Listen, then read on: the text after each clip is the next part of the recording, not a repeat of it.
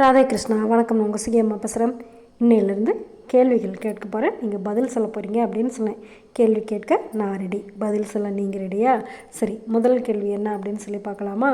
நம்ம நந்தனார் அப்படின்னு சொல்கிறோம்ல, அவருக்கு இன்னொரு பேரும் இருக்குது. நந்தனார், நாயனார் அப்படின்லாம் சொல்லக்கூடாது. அவருக்கு இன்னொரு பேர் இருக்குது. அந்த பேர் என்ன அப்படின்னு சொல்லி கண்டுபிடிங்க பார்க்கலாம். கேள்வி நம்பர் 2. சிவபெருமானுடைய அடிமுடியை பிரம்மனும் திருமாலும் பார்த்தாங்க. அது எந்த இடம், அந்த சேத்திரத்தோட பெயர் என்ன அப்படிங்கிறத கண்டுபிடிக்கணும். 3வது கேள்வி.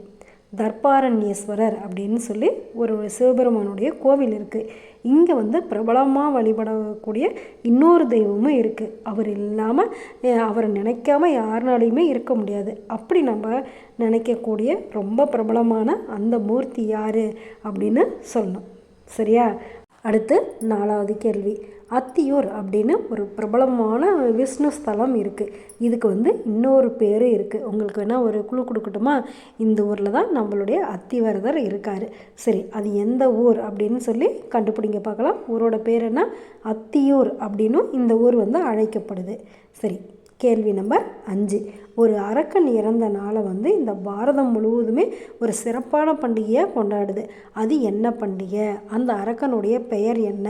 இந்த கேள்விகளுக்கு உண்டான பதில்கள்லாம் கமெண்ட்டில் சொல்லுங்கள் பார்க்கலாம். சரி, உங்களுடைய பதில் சரியா தவறா அப்படிங்கிறத நம்மளுடைய ட்ராவல் வித் ஸ்விக்கியில் போய் பார்க்குறீங்களா? நல்லது நினைப்போம், நல்லதே நடக்கும், ஆனந்தமாக இருப்போம். Okay, bye. ராதே கிருஷ்ணா.